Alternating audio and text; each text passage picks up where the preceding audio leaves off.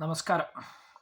നമ്മുടെ നാട്ടിലെ ഇപ്പോഴത്തെ പ്രധാനപ്പെട്ട ചർച്ചാ വിഷയമാണ് നമ്മുടെ നാട്ടിലെ ലഹരി ഉപയോഗം, അതിൽ വന്നിട്ടുള്ള വർധന, അല്ലെങ്കിൽ ലഹരി പിടിമുറുക്കുന്ന കേരളം എന്നൊക്കെ പറഞ്ഞിട്ട്. അപ്പോൾ ഇതിനെ ഒരുപാട് ആളുകൾ പല രീതിയിൽ വ്യാഖ്യാനിക്കുന്നുണ്ട്. ഇന്നത്തെ തലമുറയെ കുറ്റം പറയുന്നവരുണ്ട്, പഴയ തലമുറയെ ന്യായീകരിക്കുന്നവരുണ്ട്. ഇന്നത്തെ സമൂഹത്തിൻ്റെ അവസ്ഥയാണ് ഇതിന് കാരണമെന്ന് പറയുന്നുണ്ട്, അല്ലെങ്കിൽ ഇവിടുത്തെ നിയമങ്ങൾ ആണ് ഇതിന് പ്രശ്നം എന്നൊക്കെ പറയുന്നുണ്ട്. അപ്പം ഇങ്ങനെ പല കാര്യങ്ങളും നടക്കുമ്പോൾ ചെറിയൊരു രീതിയിൽ എൻ്റേതായിട്ടുള്ളൊരു താരതമ്യം നടത്താൻ ഞാൻ ആഗ്രഹിക്കുകയാണ്. വളരെ പെട്ടെന്ന് തന്നെ തീർക്കാമെന്ന് കരുതുന്നു. പഴയ കാലത്തും, അതായത് 2000 അല്ലെങ്കിൽ 2000 എന്ന വർഷവും അല്ലെങ്കിൽ അതിനു മുന്നേയും ജനിച്ച ആളുകളും അതിനുശേഷം ജനിച്ച ആളുകളും, ഇതാണ് താരതമ്യത്തിന് പ്രധാനമായിട്ടും ഞാൻ ഉപയോഗിക്കുന്നത്. അപ്പോൾ ന്യൂജൻ എന്ന് വേണമെങ്കിൽ 2000-ന് ശേഷം ജനിച്ച ആളുകളെയും,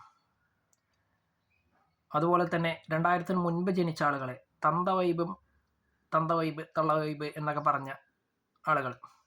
അപ്പോൾ ആ ഒരു രീതിയിൽ തന്നെ നമുക്കിതിനെ ഒരു താരതമ്യം നടത്താം. അന്നത്തെ കാലത്തെ ലഹരിയും ഇന്നത്തെ കാലത്തെ ലഹരിയുമാണ് ഞാനിതിനെ വിഷയമാക്കുന്നത്. ഇന്നത്തെ കാലത്തെ ലഹരി എന്ന് പറയുന്നത് കഞ്ചാവ്, ഹാൻസ്, MDMA, അതുപോലെ തന്നെ മറ്റ് പലതരത്തിലുള്ള ലഹരി വസ്തുക്കൾ, അതിൻ്റെ ഉപയോഗം, ഇതൊക്കെ തന്നെയാണ് ഇന്നത്തെ തലമുറ അല്ലെങ്കിൽ ഈ പറഞ്ഞ ന്യൂജനിൻ്റെ ഒരു ലഹരി എന്ന് പറയുന്നത്. അതോടൊപ്പം അമിതമായി കണ്ടുവരുന്ന നിയമ ലംഘനങ്ങൾ, അതിന് വഴിവെക്കുന്ന വാഹനക്കമ്പം, ഇരുചക്ര വാഹനങ്ങൾ, അതിൻ്റെ മോഡിഫിക്കേഷൻ, അതുപോലെ തന്നെ വലിയ വാഹനങ്ങൾ, 4 ചക്രം അല്ലെങ്കിൽ അതിന് മുകളിലുള്ള അതിൽ വരുത്തുന്ന മോഡിഫിക്കേഷൻ, ഇതൊക്കെയാണ് ഇന്നത്തെ കാലത്ത് ലഹരിയായിട്ട് പലരും കണ്ടുവരുന്നത്. അതിൻ്റെ ഉപയോഗം, അതുപോലെ തന്നെ ഇതുവഴി നടത്തുന്ന അല്ലെങ്കിൽ ഇതൊക്കെ കാണിച്ച് കൂട്ടുന്ന യൂട്യൂബ് റീലുകൾ, സമൂഹ മാധ്യമ റീലുകൾ, ഇതൊക്കെയാണ് ഇന്നത്തെ ലഹരി എന്ന് പറയുന്നത്. എന്നാൽ ഇതേ അവസരത്തിൽ നിങ്ങളൊക്കെ തന്ത വൈബ് എന്ന് പറയുന്ന കാലഘട്ടത്തിൽ ജീവിച്ച അല്ലെങ്കിൽ അന്ന് വളർന്ന ആളുകളുടെ ലഹരി എന്ന് പറയുന്നത് വളരെ വ്യത്യസ്തമാണ്. ഇന്ന് കുട്ടികളെ അടിച്ചു കഴിഞ്ഞാൽ ചോദ്യം ചെയ്യാൻ പോകുന്ന രക്ഷിതാക്കൾ, അല്ലെങ്കിൽ കുട്ടികളുടെ തെറ്റിനെ ന്യായീകരിക്കുന്ന രക്ഷിതാക്കൾ, ഇതാണ് ഇന്നത്തെ ലഹരി. ഇങ്ങനെയൊക്കെ പറയുമ്പോൾ സത്യത്തിൽ പഴയ തലമുറ അല്ലെങ്കിൽ തന്ത വൈബിനെ അംഗീകരിച്ചു കൊടുത്തേ പറ്റുള്ളൂ.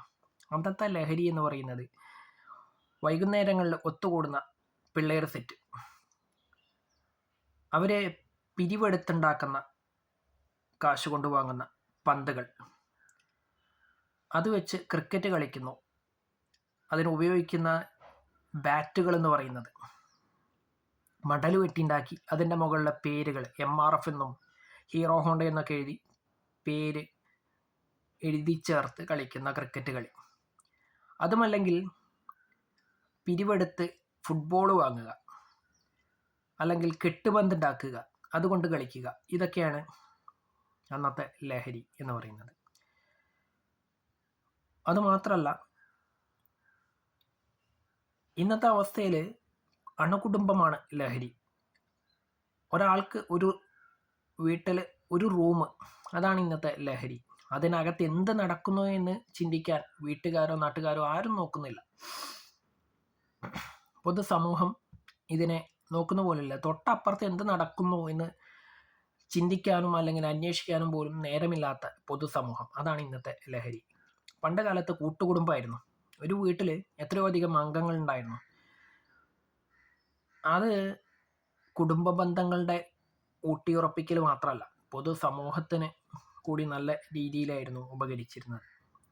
അവിടെ എന്ത് നടക്കുന്നു എന്നുള്ളത് ആ വീട്ടിലുള്ള എല്ലാ ആളുകൾക്കും അറിയാവുന്നു. അതുമാത്രമല്ല, അവിടെ എന്തെങ്കിലും തെറ്റ് ചെയ്തിട്ടുണ്ടെന്നുണ്ടെങ്കിൽ അവിടുത്തെ കാരണവന്മാർ ശിക്ഷിക്കുമായിരുന്നു. ഇന്ന് എൻ്റെ കുട്ടിയെ തല്ലിയിട്ടുണ്ടെന്നുണ്ടെങ്കിൽ എന്തിനാ തല്ലിയത് എന്ന് ചോദിക്കാൻ ചെല്ലുന്ന രക്ഷിതാക്കളുള്ള കാലഘട്ടമാണ്. എന്നാൽ അന്നത്തെ കാലത്ത് അതല്ല. കുട്ടി തെറ്റ് ചെയ്താലേ ശിക്ഷിക്കൂ എന്ന് ചിന്തിക്കാൻ വിവേകമുള്ള സമൂഹമായിരുന്നു അന്ന്. ഇന്ന് അത് വളരെയധികം കുറഞ്ഞുപോയി എന്നതാണ് യാഥാർത്ഥ്യം.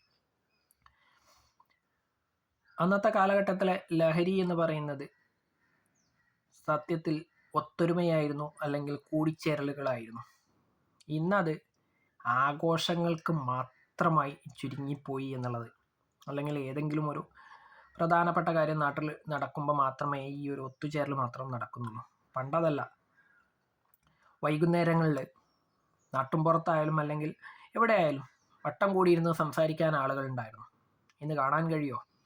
വളരെ ചുരുക്കം ചില സ്ഥലങ്ങളിൽ മാത്രം. അതും